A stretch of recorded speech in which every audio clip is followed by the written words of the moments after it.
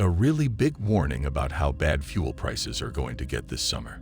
What you can do to prepare for this, because I think that's very important. And this is crazy because I think these warnings are true.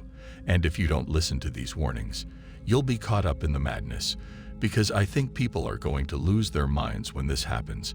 And we've talked about this before when it comes to the psychology of energy prices, like a gallon of milk or a gallon of gas. The head of the International Energy Agency says there will be fuel shortages this summer and a triple energy crisis that will be worse than the oil shocks of the late 1970s. This is a very big and bold claim. First of all, you might be wondering, who is the EA chief? The EA chief is a Turkish economist and energy expert who works for the International Energy Agency. Turkey has been going through a crisis for a long time. He said that there could be shortages of diesel, gasoline, and kerosene. He also said that the current crisis is worse than the 1970s. Here's what he said. We have an oil, gas, and electricity crisis at the same time. When I came to visit you guys in San Antonio, a ticket that would normally cost me about $350 cost me $1,200, which just blows my mind. And there are less airplanes in the air right now because people don't have the money to travel. So airline travel is down 26% month over month.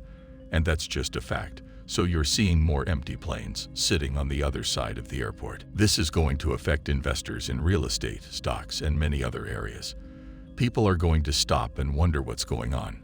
Or maybe they'll start to feel afraid, creating downward pressure on values and even driving some investors out of the market. As the economy continued to slow this year, economists warned that the housing market was at risk of falling into a new downturn, with prices falling 2% to 4% and inventory trends pointing toward a softening of demand. I want to remind you that countries like Saudi Arabia like high oil prices because they only have a limited amount of oil left in the ground. Would they rather pump out twice as much oil for $100 or half as much oil for $200?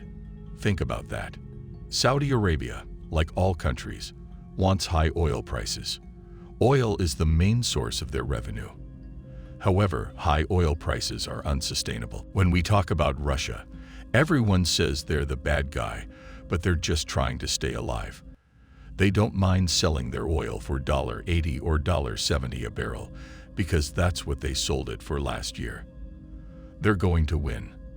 The problem is that the West is trying to hold them down with sanctions, but Russia is saying, okay, hold your sanctions. I'm just telling you the truth, and these aren't wars, they're just warnings. But a lot of people like to say, oh, these are just warnings, so they're trying to make us panic.